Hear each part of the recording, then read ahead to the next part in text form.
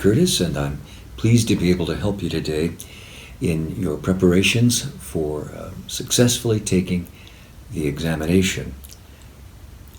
We're going to do, first of all, some common words, roots, prefixes, and suffixes, and I'll explain some things about how words are formed from, for example, starting off, the prefix a, the letter A, as in amoral, amorphous, asexual. The meaning of that A, it's sometimes called an a privative or a privative, and that means without. So amoral, without a moral sense. Amorphous, without a particular structure. Asexual, without sexual activity of some kind or interest. Our second word is the word Ambi, A-M-B-I, which is not really a word. I call it a word, but it's actually a prefix, and it means on both sides, as in ambidextrous. Somebody can use the right hand and the left hand with approximately equal facility, or ambivalent, on both sides or both aspects of something, seeing things from two different values, both sides of it. The word ante, A-N-T-E, means before or in front. Words for that are antecedent and antedate. Antedate means to date before. Antecedent, it means coming before. Another word that comes to my mind that I learned in the early days of studying U.S. history was the word antebellum. Bellum is a Latin word which means war. And we have in English words like bellicose, for example. But antebellum meant before the war, and it's a word that is used in American history for referring to the time in the South before the Civil War, the Great War between the states, antebellum. Another word here is anti, A-N-T-I. Again, I'm calling them words, but they're actually word elements. And anti, often pronounced anti or anta, is against, as in antipathy or antisocial. Antisocial, not having a sense of involvement with others in a social, friendly way. Antipathy, feeling against. The P-A-T-H-Y part coming from a word indicating some kind of something, one that is suffering, or the feeling involved, perhaps feeling, in this case, better. Another root or prefix is AQU or AQUA. And in English, with a few exceptions coming from other languages, is almost always used with U, the Q in English. So AQU or AQUA, and it refers to water. At this point, I think it's appropriate to mention that people who know Spanish, also Italian would work on this, and to some degree Portuguese, have an advantage when it comes to the Latin roots, since Spanish, Italian, Portuguese, French, and other languages are so-called Romance or Roman, from the Roman language derived words, that AQUA has something to do with water. It's so close to agua, is not a surprise for those of us who know Spanish and related terms. So aquatic is one of the words there, having to do with water. Aqueous, watery, aquarium, aqueduct. So the point here now, we all know the words aquarium, aqueduct, I'm sure. But other words that we might encounter with the AQU or AQUA in them are likely to indicate water. Now there can be exceptions. Those of us who know a lot of false cognates between different languages know that sometimes, even though words look a lot alike, they actually have derived in different ways, or they may be related etymologically, but they still have come to have a very different meaning. So it's not 100%, but it does give you a leg up in understanding and anticipating what the words might mean. Now the prefix Bene, B-E-N-E. Now that means good or well, and some of those words are benefit, benediction, benevolent. Now benediction has to do with saying a blessing for someone. Benefit is to make something good for someone, the fit coming from the Latin word for to make. And benevolent is well-intentioned, with well wishes.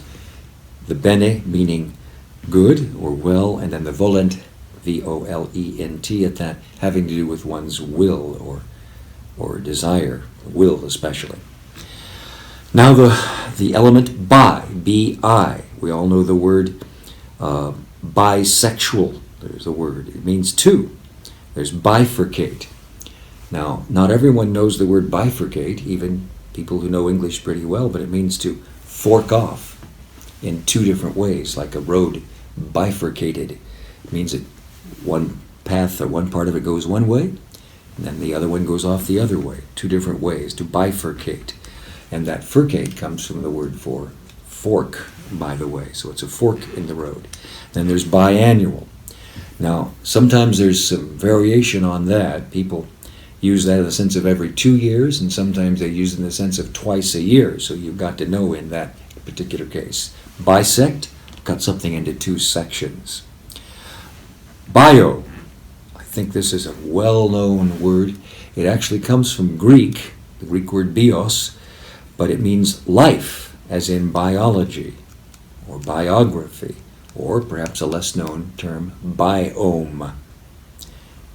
Then there's the word, or the word element, seed, which is to go or yield, C-E-D-E, and sometimes can be spelled C-E-E-D. So precede, to go before, exceed, to go beyond, recede, to go back, Circum, C-I-R-C-U-M, this is around, as in circumnavigate. Those intrepid explorers who long ago circumnavigated the globe. They went in their ships around the globe. Circumscribe, to surround and hem something in. Circumvent, to come around another way so that you don't have to be bothered by something. Our next element, contra, against or opposite, contradiction, contraception, controversy. Contraception, against the having a conception of a child. Contradiction to something that's speaking against, literally, but it means something that it does not agree with something else. It's a contradiction. It goes against it, speaks against it. Cycl, C-Y-C-L, or as it's pronounced often, cycl, as in bicycle. And it means circle. It comes from the Greek word for circle. Bicycle has two circles, and the cyclical goes in kind of it means it comes in cycles, but it means that it has comes around, and that what goes around comes around is one way of saying that. You have something that is prevalent at one time, then there's a time when it's not, and then it comes back, as though circling back. So again, another element we can recognize is C-Y-C-L. Happens to be from Greek, but it means a circle. The Greek word kuklos. Okay, now, D-E. Now this is an element, a prefix indicating to reduce or remove. De-escalate means to keep it from escalating, keep it from going up as a ladder, my Spanish-speaking friends. Then there's decelerate, as opposed to accelerate. Decelerate is to go for the speed going down, or reduced, decelerate. And then there's this word defenestrate. Now, I know I'm talking to some very bright, well-prepared people, so some of you know that word already. But I know a lot of people don't. It's comes from, that has that element D in there. Now, if you happen to know Latin, or if you know French, you might recognize that element fenestrate as having to do with window. We use another word in Spanish, ventana, and that is related to the English word window, because they have to do with wind, viento, wind, window, ventana. But defenestrate means to go get rid of someone or remove someone through the window. That was a somewhat popular means of getting rid of people, having a coup in ancient days. I wouldn't be surprised if in some places, even today, you toss them out the window, defenestrate them. Now, it can also be used less literally. Now, I'm talking about a literal, tossing somebody out a window high up in a palace, which is usually bad for their health. But it also is used as a sudden and precipitous removal from office of someone, like they plotted to defenestrate the Minister of Health or something like that. Meaning not literally in that case to throw them out the window, I would hope, and not necessarily, but to quickly get them from out of that position, away from that office. Now here is an important one, di or dis. And it's used in digress is one of the pronunciations for that. Disappear and diverge. It means apart or away. Disappear then is no longer being there, to appear away. That's what disappear would mean. Diverge, to go away from. Digress, the same kind of meaning. Now dict. We already encountered that when we talked about benediction, to speak or say well of someone. There's also prediction. That means to say something ahead of time. To say something is going to happen in the future. That's a prediction. From the word dict, D-I-C-T, or that element, from the Latin, to say, and then from pre. And then there's dictation, there's edict, dictator, contradiction again, and prediction, as I said. D-O-X.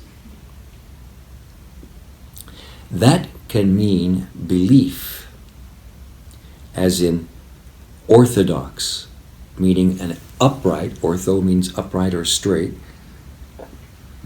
belief. Orthodox is that which conforms to the standard accepted creed or belief. Now, a paradox is something that seems to be beside belief, something that you cannot at first glance or at first consideration accept as being true or believe as being true, but upon further consideration it is found to be something that one can and should believe. The opposite of orthodox is heterodox. Hetero is a Greek element which means other or different from. That's what hetero means, other or different from.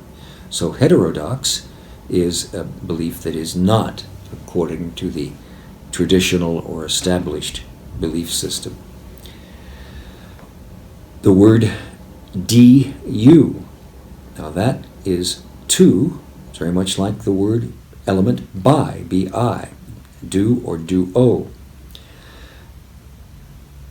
And we have this in the word dual, duology, duochrome. Then there is em or en. Into or in, as in the words enclose, encircle. Then there is esc, which is s, you can pronounce it s, as in coalesce. Adolescence, it means becoming. Adolescence means becoming adult, the A-D-O-L spelling, but becoming adult, adolescent. Adolescence is that process of becoming adult, or the stage of being between a younger person and becoming an adult. So in that stage, adolescence. And coalesce is to then becoming together, coalesce. Obsolescent, it's a matter of becoming out of use. Obsolete is something that is no longer used. Obsolescent is in the process of becoming no longer used. Again now, our use, our knowledge of Spanish, because I understand everyone here is in this class is wanting to become a certified Spanish and English interpreter at the federal level, is helpful, because there's the Spanish verb soler, which comes from the Latin, which means to have the custom of doing something. Él suele comer huevos en la mañana, or something like that. That word suele is from soler, and it's right in the middle of the word obsolescent. It means something that is, or obsolete as far as that's concerned. Obsolete, something is no longer used. It's not a custom anymore. No suelen hacerlo. Obsolescent is that it is getting away from being no longer customary. That's not a very elegant way of saying it, but it's becoming obsolete. We're talking about ESCE. And finally on this one, tumescent, something that is swelling. The word tumor is a swelling. Tumescent is something that is becoming swollen. It's tumescent. EX, well, I think we all know the word exit, but it means to go out. Extirpate is to take something out. Exhale, breathe out. Exile. Now extra, EXTRA, that means beyond or outside, as in extraordinary, something that is beyond ordinary. Extraterrestrial, what does that mean? Kind of a long word. It's 6 syllables, I think, extraterrestrial. But extra means beyond or outside. Terrestrial, the earthly realm. So somewhere from beyond the earth, something that is beyond the earth. Now the element FID or FIDE, as in bona fide, but the word FIDE is a Latin word that means faith. So bona fide is in good faith, right? It's bona fide, it's genuine, is the way we use that in English usually. It's a bona fide whatever, means it's genuine, but it's good faith. Bona, good. The FIDE part, fide, is part of faith. Then you have fidelity, someone who has that faithfulness in this case. And then confide. You can share a confidence with someone. You can, because of the trustworthiness or faithfulness of that individual. Now the word for, or word element for, F-O-R-E, not F-O-U-R, but F-O-R-E, which means before, previously, earlier, as in forbear. Now that means that you are able to be patient if you have F-O-R-B-E-A-R, but in the F-O-R-E-B-E-A-R, then we're talking about your forebears. So forebears are your ancestors, those who were born before, but forbear is to tolerate something. Then there's before, there's forebode, that means that you have a sense of something ahead of time. Forecast, you're throwing out a prediction actually, or an estimate, a conjecture concerning something before or previously. Gram, G-R-A-M. Now we use that in the sense of something that weighs something, of course, but it also is used in words that refer to writing or letters, as in grammar, how to put letters together in the proper way so that they coalesce, come together in the proper relations one to another, in syntax or in the proper elements in the morphology of a word.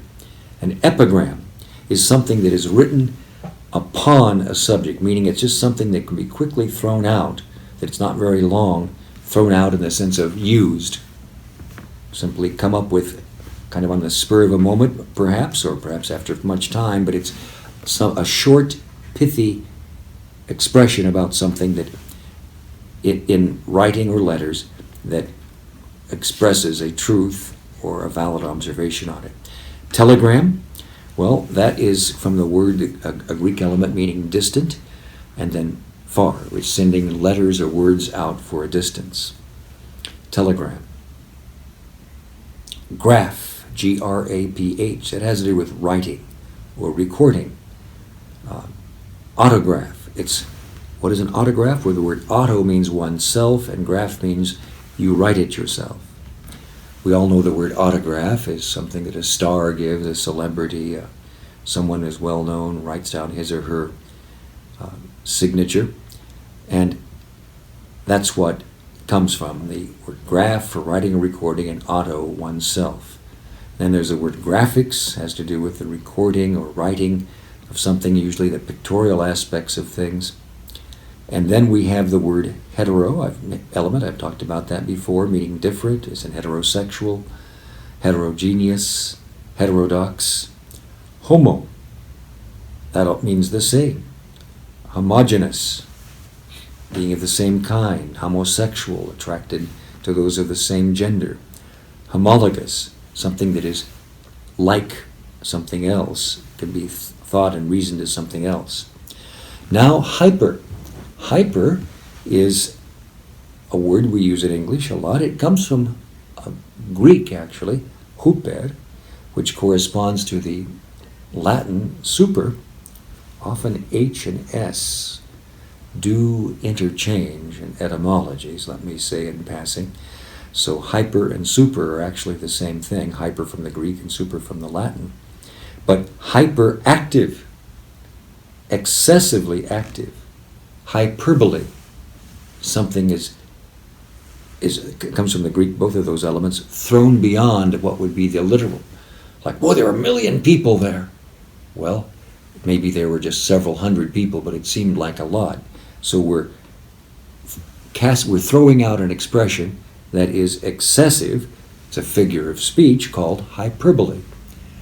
They don't work if people don't recognize them, either because they simply are not being fair, they don't want to recognize it, or they, for some reason, don't have enough knowledge or familiarity with the context to be able to know it.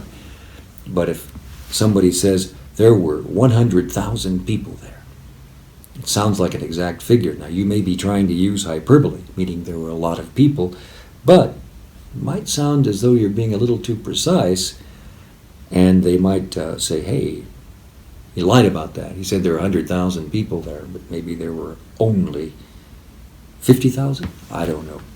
But hyperbole is excessive. It comes from the word element, hyper, meaning excessive, and hyperbole is a figure of speech when one intentionally, and the thought is that it will be perceived this way as well, one intentionally exaggerates something in terms of height, weight, number, whatever it may be. Another word on that I gave you was hyperactive, excessively active. Hypo, very close. It's H-Y-P, but then an O. But it now means under or below. It's the opposite of hyper. And we have hypothermia, when someone's body temperature has gotten too low. Hypoglycemic, having too little, not too much, but too little of a sugar content. Inter, I-N-T-E-R is the element, inter. Now that means between, like an interlude. It's came from some music that was played in between scenes in a play. Interlude, playing between. Or intercede is to come between, get involved in something. Intra or intro, that means inside or within. An introvert is someone who is perhaps excessively, depends upon one's point of view, I suppose, but from an introvert compared at least to an extrovert, and there it means turned without, is someone who is turned within, thinking about oneself, himself or herself, more than thinking of others. And I suppose it would depend on the situation. There are some circumstances, some situations in which it is very appropriate to be turned within, inside oneself, to consider one's inner motives and thoughts and desires and so forth. And other times when it's completely inappropriate and one should be more extroverted. But the word intra, or the element I-N-T-R-A, as in intramural or intro, as in introvert, means inside or within. Now, intramural, then, within the walls. Again, knowing the word muro might help you. It means within the walls. And I used to do intramural sports at my college because I wasn't good enough to do the ones that were when other colleges would be playing against each other. But within the walls of that particular institution, I could compete and play in those sports. Intramural is not competing with another institution or school, but within the walls, literally, of that, within that particular institution. Intravenous, within the veins. Junct, Junct. Now that's used in conjunction. Disjunct, juncture, it means joining. Juncture, at this particular point that we are joining, at this juncture, at this point in time. Conjunction, something that joins elements in speech. We know the words and, for example. The word and is a conjunction. It joins speech. Disjunct is to disjoin things. It's a disjunct, it's a disconnect. LESS means without, as in aimless, no aim, no purpose. Heartless, no heart, no feeling. Listless now comes from an old English word meaning without purpose as well, without liking, listless. Or it's used in the sense that a person does not have any particular purpose for the actions or the one is taking. Another one is reckless, RECKLESS, meaning without reckoning. You're not considering or reckoning or thinking about or calculating things. You just move ahead without enough thought. Now, reckless driving is one thing, but reckless with a W without Rex is another. But reckless driving tends to lead to Rex. It is not reckless with a W. LOGY, the study of, as in biology. Now, we went over bio before. We know that's life, so biology is the study of life. Geology is the study of the earth. Geo comes from the Greek root and word for earth. So geology is the study, literally, of the earth. Now I know there's more to that definition of geology in the scientific aspect of it, but in terms of the etymology, it's study of the earth. And psychology, well, do you recognize that that PSYCH part? Well, that's psycho, that's psych, and it comes from a Greek word meaning soul. So literally, psychology is the study of the soul. Now, when we use that expression in English today, you would think that it's a religious kind of thing, perhaps, or it might be used in some kind of a cultural sense, in the study of soul, of the people developing soul. They develop heart for things, a great depth of personal relation, of personal commitment.